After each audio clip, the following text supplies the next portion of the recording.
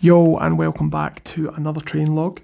It's been a little bit of time between them, as I've actually had my son, Oren, which has, taken up a huge amount of time going back. My daughter just started school, she's just turning 5, and yeah, my son was just born 4 weeks ago, so it has been absolute chaos, but I do want to continue my training log on YouTube.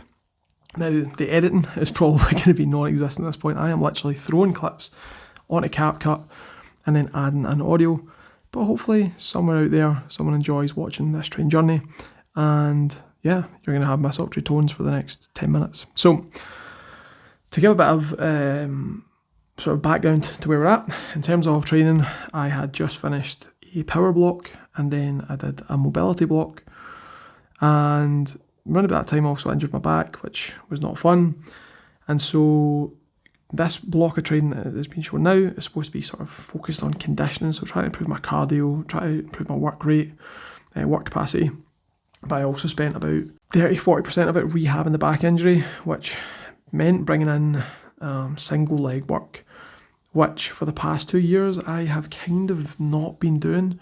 Even though as a coach I understand the importance of doing single leg work to keep a balance, I had lost my way with it. I think it partially because I started training in the garage sort of 90% of the time, and then it's setting up for single leg work, and probably also because it's really painful, like doing Bulgarian split squats. When you start having to add weight, they just suck. Like they're so intense. You do a set of 10 and you're winded for ages. It doesn't know how good your cardio is if you're using, the weight that you need to be using to get an effect. So I added that back in. I then also added in some direct ab work because I hadn't been doing that for a couple of years. And lo and behold, I'm now past that the train block that I'm showing you, and my back feels much better. So I'm going to be trying to keep some single leg work and core work in.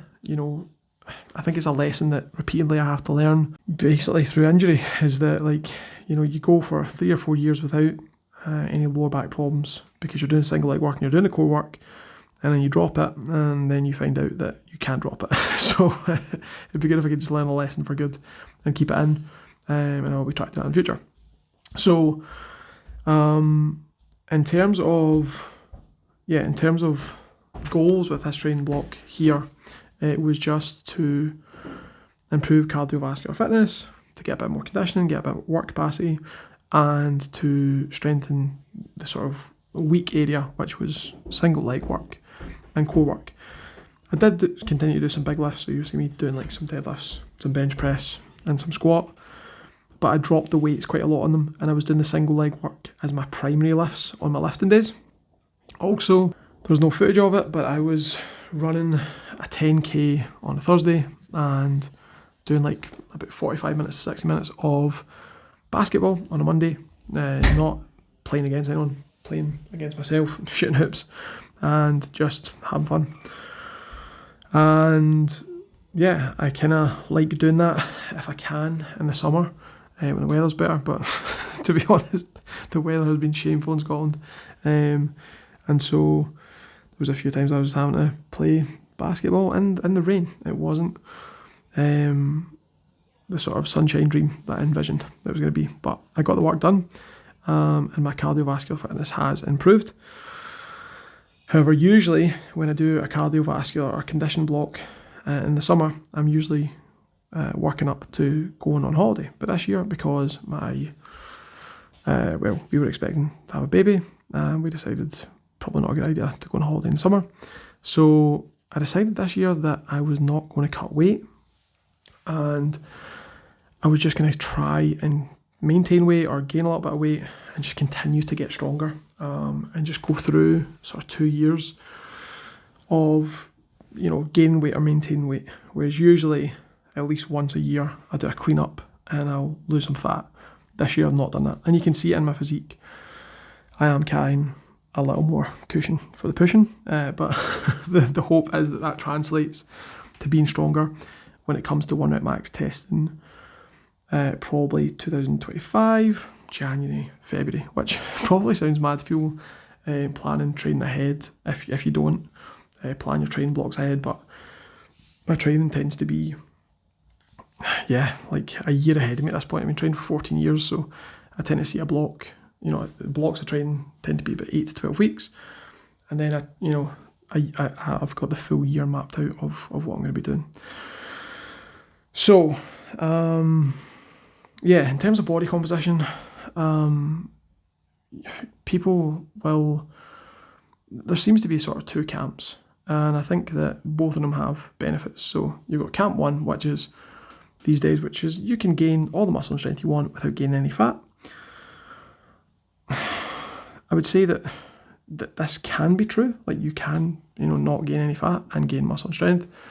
But for most people, they're not going to be able to gain optimal muscle and strength because they're not going to be able to walk that perfect tightrope of getting enough calories and their macros perfect that they gain muscle and, have lots of energy to do that and don't gain a lot of fat.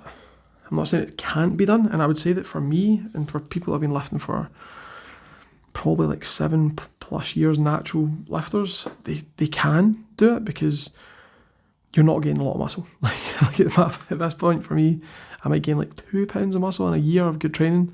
So you're talking like an extra, I don't even know if it's worth talking about. It's probably like an extra 20 calories a day over your maintenance. Otherwise, you're just gaining unwanted fat, which is exactly what I do.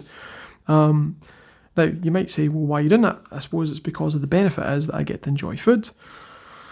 And the unwanted, quotations, it's not really unwanted, but the fat gain that comes with it actually drives strength as well. Because if you look at World's Strongest Man, the world's strongest competitors tend to be carrying a little bit of cushion. And that's because weight moves weight, mass moves mass. And so when it comes to things like pressing, squatting and deadlifting, carrying some uncontractile tissue, so not muscle, genuinely just fat, can help you to be stronger. Now, that's, for me, absolute strength is the most important thing, especially because I'm 6'3", so if I was ever to compete in powerlifting or strongman or anything like that, not that I probably will, but if I was ever to compete in those things, then I would be in the open weight class anyway. Or maybe I'd be able to cut down to like, the 110 kilo class, but I'm not getting I'm not thinking about competing anyway. But what I'm getting at is like, for me, to be as strong as possible, then I'm willing to have a little bit of fluff, and also it allows me to eat and enjoy food. But usually once a year for my summer holiday, I'll cut down. This year I haven't, so I'm just going straight through, and we'll see how I look at the end. At the moment, I'm looking a little bit fluffy. We'll see how I look at the end when I start cutting next year in January or February.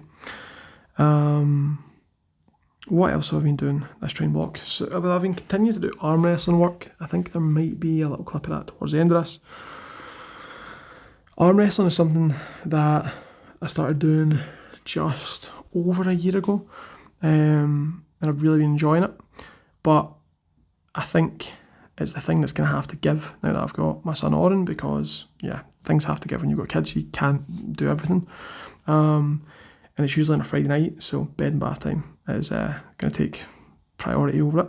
So I am going to continue to just train the fundamental movements for it, so cup, rise, pronation, do a little bit of that work with my gym work. And I definitely recommend it. Like, anyone who is into like strength or into building muscle, it's a place you actually get to utilise that muscle in a competitive place. And people, I think, get scared in case they like snap their arm, but the injury risk, if you go to a half decent club and you learn the techniques and you take your time, is really low. Like, I've now been doing it for over a year, and I haven't really, touch wood, had any injuries. Like, I've had some soreness at first, like it's hell on your tendons, but once you get through sort of the hellish tendon pain of 8 to 12 weeks, it's really not that bad, and you can fit it in with your training. And it's also good bicep forearm stimulus, so I don't have to train my biceps and forearms as much because they get work from the arm wrestling training. So here is me doing some kettlebell swings. I think this must have been, I subbed these in instead of doing deadlifts because I wanted to give my back a break. I was doing a single leg work, so I think I added kettlebell swings in.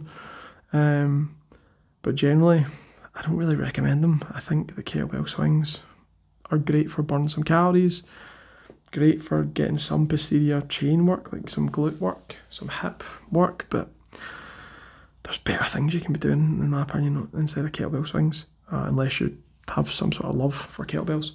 So, yeah, I've now moved on to the next training block, which is calisthenics. So it's a lot more bodyweight stuff and a lot more focus on the eccentric of the lift, trying to slow down my eccentrics, just for a block of training for 8 weeks, just to see if it makes me a little bit more injury resistant, because after that I'm going to go into a hypertrophy block, and then I'll be going into a strength and peaking block to see how strong I am, sort of November, December, January next year. But yeah, I'm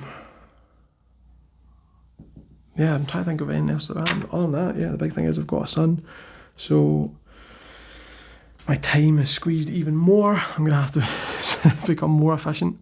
I think becoming more efficient, actually, you run out of ability to become more efficient. Now that I've got a second, efficiency isn't it, it's just trimming the fat. And when you say trimming the fat, you tend to find that you just have to condense your time and pick and prioritise the things that are most important.